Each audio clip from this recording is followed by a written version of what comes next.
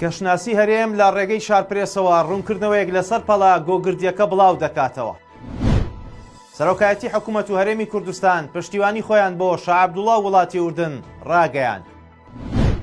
وەزارەتی تەندروستی هەرێم ڤاکسینی دژە کۆرۆنا لە 3 کۆمپانیای جیهانی دەکڕێت. ساڵتان لێبێت و هەواڵی ڕۆژتان پێشکەش دەکەم. دوای هەوڵی کوتەتاکەی ئوردن حکوومەت و سەرۆکایەتی هەرێم پشتیوانی خۆیان بۆ شاه عەبدوڵڵا و ئەو وڵاتە دەربڕی. نووسینگەی تایبەتی سەرۆکی حکوومەتی هەرێمی کوردستان ڕایگەیاند مەسرور بارزانی سەرۆکی حکوومەت لە پەیامێکدا بۆ شاه عەبدوڵڵا شای ئوردن پشتگیری و پشتیوانی تەواوی خۆی و حکوومەتی هەرێمی کوردستانی بۆ شانشینی ئوردن و بڕیار و هەوڵەکانی شاه عەبدوڵڵا ڕاگەیاند لە پێناو پاراستنی سەقامگیری و ئاشتی و ئارامی لە وڵاتەدا. هاوکات نەچیروان بارزانی سەرۆکی هەرێمی کوردستان لە تویتێکدا پشتگیری خۆی بۆ شاه عەبدوڵڵا وڵاتی ئوردن ڕاگەیاند. لەلایەکی دیکەوە هەریەک لە وڵاتانی کەندا و ئەمریکا و ئەوروپا پشتیوانی خۆیان بۆ هەوڵەکانی شاه عەبدوڵڵا دەربڕی بۆ ئارامی و سەقامگیری وڵاتەکە و دەسەڵاتی شاه عەبدوڵڵا.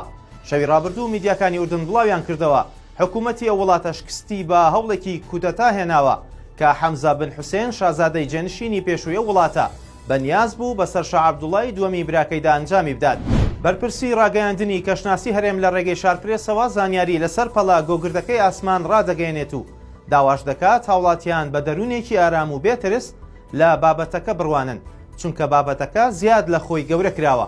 ئەژی چەتۆ بەڕێوەبەری ڕاگەیاندنی کەشناسی گشتی هەرێم سەبارەت بە دەنگۆی هاتنی پەڵە گۆگردێک بۆ ئاسمانی عێراق و هەرێمی کوردستان بۆ شارپرێس دواو ڕایگەیاند.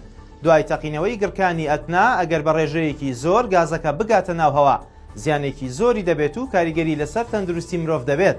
بەڵام ئەوەی کە زانراوە خۆشبەختانە هەر لە سەرەتاوە لە ئاستە بەرزەکانی چینی ئاسمان ماوەتەوە و وردە وردە بەهۆی پاڵەپەستۆی هەواوە پەڵە گۆگردەکە بەرەو لاوازبوون دەچێت. ناوبراو سەبارەت بە کاریگەریەکانی لەسەر ئاسمان و ژینگەی عێراق و هەرێم ڕایگەیاند بەهۆی هاتنی بای ڕۆژئاوا ئەو بارستە گازە بەرەو ناوچەکانی ڕۆژهەڵاتی ناوەڕاست کشاوە و لە چەند کاتژمێری داهاتوودا دەگاتە ئاسمانی عێراق و هەرێم و بە هیواین لە ئاستە بەرزەکانی چینی هەوا بمێنێتەوە بۆ ئەوی بێ زیان بێت بۆ هاوڵاتیان و ژینگە. دەربارەی کاریگەری کەشوهەوا لەسەر پەڵە گۆگردەکە و کاردانەوەی پەڵە گۆگردەکە لەگەڵ کەشوهەوا ناوبراو ڕایگەیاند ئەگەر ئەو گازە بێتە سەر ئاسمانی هەرێم و بارانی لەگەڵ بێت ئەو کات مەترسی هەیە و بارانێکی ترشەڵۆکی دروست دەکات کە دەبێتە هۆی زیان و زەرەر. بەڵام ئەوەی کە زانراوە ئەو گازە لە ئاستە بەرزەکانی ئاسمانە و هیچ بارانێکیشی لەگەڵ نییە بۆیە هاوڵاتیان پێویست ناکات هیچ کات ترسیان هەبێت. بڕیارە لە چەند ڕۆژی داهاتوودا ژمارەیەکی دیکەی ڤاکسینی جۆری ئەسترازینکا بگاتە کوردستان و وتەبێژی وەزارەتی تەندروستیش دەڵێت ڤاکسین لە 3 کۆمپانیا دەکڕن. دکتۆر ئاسۆ حەوێزی وتەبێژی وەزارەتی تەندروستی حکوومەتی هەرێمی کوردستان ڕایگەیاندووە وەزارەتی تەندروستی لەگەڵ ژمارەیەک کۆمپانیای جیهانی لە هەوڵدایە بۆ کڕین و دابینکردنی ڤاکسینی دژی کۆرۆنا و لەگەڵ هەریەک لە کۆمپانیەکانی ڤایزەر و سینۆفارم و ئەسترازینکا زۆر نزیکن بۆ کڕینی ڤاکسین. وتەبێژی وەزارەتی تەندروستی ئاماژەی بۆ ئەوەش کردووە ئەو ڤاکسینەی لە هەرێمی کوردستان بەکاردێن هیچ کاریگەریەکیان پەیدا نەکردووە و لەلایەن ڕێکخراوی تەندروستی جیهانیەوە پەسەندکراون. لەبەر ئەوەش حکوومەتی هەرێم تەنیا ئەو ڤاکسینانە بەکاردێنێت کە باوەڕپێکراون لە ڕیزانستیەوە. حەوێزی ڕوونیشی کردوێتەوە لە ڕۆژانی داهاتوودا کاروانێکی دیکەی ڤاکسینی جۆری ئەسترازینکا لە ڕێگەی بەغداوە دەگاتە هەرێمی کوردستان و دابەش دەکرێت.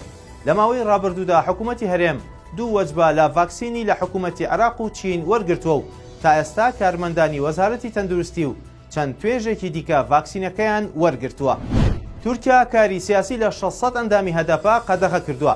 نوێنەری پارتی دموکراتی گەلان هەدەپا کە ئێستا لە هەرێمی کوردستانە ڕایگەیاند دەوڵەتی ئەکەپە و مەهەپا شارەکانیان لە سەرگەلی کورد و هەدەپا توند کردووەتەوە و بە هەزاران ئەندام و سەرکردە و لایەنگیری ئەو حیزبەیان دەستگیر کردوون کە لە دەرەوەی یاسا و بە بڕیاری سیاسی زیندانی کراون. نوێنەری هەدەپا کە یەکێکە لەو کەسانەی کاری سیاسی لێ قەدەغە کراوە لە کۆنگرێکی ڕۆژنامەنووسی لە هەولێر ئاماژەی بۆ ئەوەش کرد لە ماوەی 4 بۆ 5 ساڵی ڕابردوودا تا ئێستا زیاتر لە 600 کەس کاری سیاسی لێ قەدەغە کراوە ئەوە جگە لە دەستگیرکردن و زیندانیکردنی هەزاران ئەندام و لایەنگیری پارتەکەیان. نوێنەرەکەی هەدەپا ئاشکراشی کرد لە هەرێمی کوردستان ڕوبەڕووی بەربەست و فشاری زۆر بوونەتەوە و هاتنی ئەوانیش بۆ پشتیوانیکردنی نوێنەرایەتی و ئەندامەکانیانە لە باشووری کوردستان.